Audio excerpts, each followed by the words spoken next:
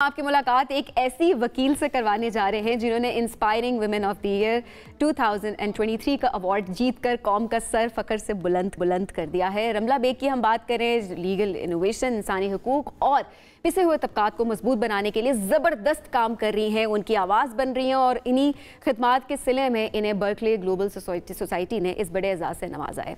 अच्छा, रमला बेग इस वक्त हमारे साथ मौजूद है। रमला, बहुत शुक्रिया हमें ज्वाइन करने के लिए। रमला, सबसे पहले तो बहुत बहुत मुबारक हो इतना बड़ा अवार्ड जीतने के लिए, लेकिन साथ में मैं भी चाहूँगी कि इस अवार्ड से मुतल्लिक, अपने काम से मुतल्लिक ज़रा एक बैकग्राउंड भी हमें दीजिएगा। जी बिल्कुल। मैं असल में बर्कली से ही पढ़ कर मास्टर्स करके वापस पाकिस्तान आई थी 2019। उससे पहले चल रही थोड़ी बहुत वकालत, लेकिन 2019 के बाद से ही मैंने लॉ रिफॉर्म और पॉलिसी पे काम करना शुरू किया, जिसमें मैंने लीगल अवेयरनेस पे भी काम किया कि लड़कियों को, औरतों को उनके हुकूक बताए जाए through digital media, through electronic media. So उसका जो पूरी जो स्ट्रैटेजी होती थी कंटेंट बनाने की, ताकि औरतों के लिए आसान की जाए, उनको एजुकेट किया जाए कि उनके जैसे जिंदगी में जितने मर्जी डिफिकल्ट डिसीजंस होते हैं, लीगल डिसीजंस होते हैं, तो उनके लिए जो उनको नॉलेज चाहिए, उनको किस तरह उन तक पहुंचाए। तो उस पर काम किया और उसके साथ साथ थोड़ा सा मैं फेडरल और प्रोविंशियल गवर्नमेंट को अभी एडवाइस करती हूँ on like what kind of policy they should adapt. So इस तरह का ह्यूमन राइट्स पे फोकस है ज़्यादा मेरा, और बल्कि उसके अलावा थोड़ी बहुत वकालत भी चलती है साथ साथ। सही। अच्छा, और रमला, मैं इस अवार्ड से मुतालिक ज़रूर जानना चाहूँगा आपसे कि इसका बैकग्राउंड क्या था, नॉमिनेशंस थी, कैसे यहाँ तक पहुँचे, कैसे ये अवार्ड मिला और कितने लोग थे इसमें? तो बर्कली ग्लोबल सोसाइटी जो है उसमें 500 मेंबर्स हैं। तो वो काफ़ी सालों से मतलब ये पहली दफ़ा उन्होंने ये अवार्ड डिवाइड किया है, और उनका ये कोलैबोरेशन थी उनकी with French organization and a Brazilian organization जो औरतों के हकूक़ पे काम करते हैं। तो उन्होंने मेरा काम देखा, काफ़ी सालों से वो देख भी रहे थे। मेरे अलावा एक और ब्राज़ीलियन लड़की है जिन्होंने अमेज़न फॉरेस्ट पे क्लाइमेट चेंज पे काम किया। तो हम दोनों को इस साल उन्होंने एक सॉर्ट ऑफ रिकग्निशन दी for all our efforts and work जो हम अपनी कंट्रीज में कर रहे हैं, humanitarian work and climate related work. तो ये एक फ्रांस अमेरिका ऑर्गेनाइजेशन है, बहुत पुरानी, आई थिंक 70s की ऑर्गेनाइजेशन है। और उसके अलावा ब्राज़ीलियन ऑर्गेनाइजेशन का नाम है मुजेres Inspiradoras, उनका नाम बड़ा मुश्किल है लेकिन उनकी कोलैबोरेशन थी कि हम औरतों को, those women who are actually trying to make a change and actively making a change, उनको हम मतलब उनको अवार्ड दिया जाए और उनको रिकग्नाइज किया जाए globally, internationally. So this was the whole point of this award. अच्छा रमला, अब जाहिर है एक मोटिवेशन भी होगी, अवार्ड भी मिला, क्योंकि जब आपको अप्रिशिएट किया जाए, रिकॉग्नाइज किया जाए, उसकी एक अलग ही फीलिंग होती है, लेकिन उसके बाद एक जज्बा भी होता है कि नहीं, आगे चलकर मजीद काम भी करना है। ख़वातीन के हवाले से अगर मैं बात करूँ तो आगे चलकर क्या आपने अहदाफ सेट किए, क्या गोल सेट किए हुए कि ये मसला है, इस पर मुझे काम करना है? बिल्कुल बिल्कुल, एब्सोल्युटली। मसले तो देखें बहुत ज़्यादा है, आप कौन सा मसला एक पकड़े, मतलब लेकिन ओवर आर्चिंग आई थिंक, और ये मोटिवेशन तो मुझे एब्सोल्युटली मिली है, क्योंकि अगर कोई आपका काम है, आप कर रहे हो, कोई रिकग्नाइज ना करे तो कितने साल चला लोगे आप काम।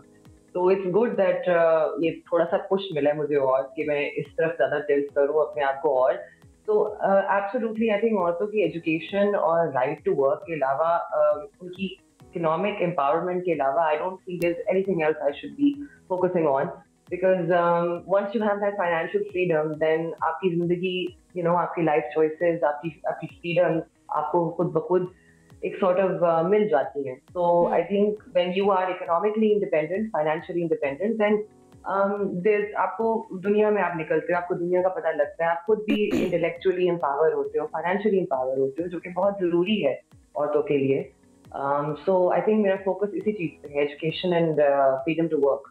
अच्छा रमला, इस पर तो ज़ाहिर आपका फोकस भी है, और ख़वातीन को एम्पावर करने की एक बात की जाए, इकोनॉमिक एम्पावरमेंट ऑब्वियसली बहुत इंपॉर्टेंट होती है, लेकिन एट द सेम टाइम क्या कोई ऐसा काम भी करने का इरादा है जहाँ पर मर्दों की सोच को भी किसी तरह से चेंज किया जाए? बिकॉज ऑब्वियसली वो ख़वातीन जब आप एम्पावर कर देंगे तो उसके बाद वो किस तरह से अपने लिए जगह बनाएंगी, या उनको एक्सेप्ट किस तरह से सोसाइटी में किया जाएगा, तो वो तमाम लोग उनको किस तरह से, उनकी सोच बदलने का काम किस तरह से करेंगे आगे? और सिर्फ मर्दों की नहीं, मतलब और कुछ ऐसी खवातीन भी है। एग्जैक्टली, एक माइंडसेट है बेसिकली सोसाइटी का माइंडसेट।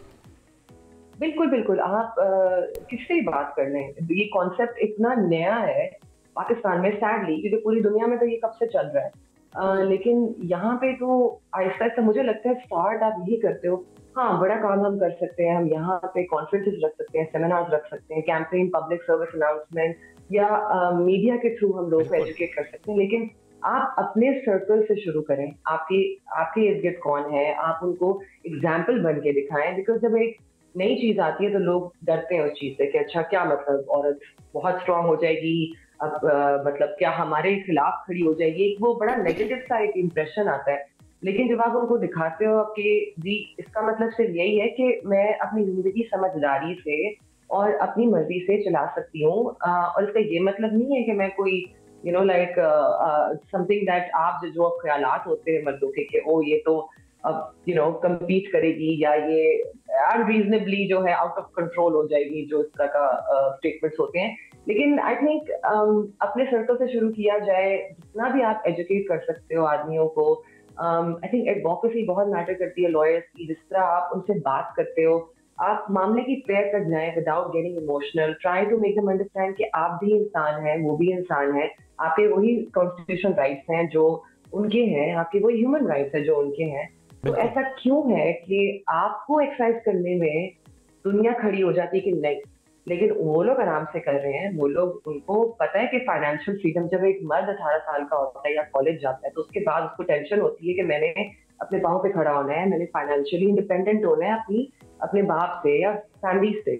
तो इसी तरह औरत को भी सोचना चाहिए, और वो औरत बड़ा मतलब उसकी एक सॉर्ट ऑफ उसका जिंदगी में उसका पाथ बड़ा स्मूथ हो जाता है अगर वो डिपेंडेंट रहती है दूसरों और ये वक्त की जरूरत भी है। रमला बहुत शुक्रिया, साथ मौजूद थी।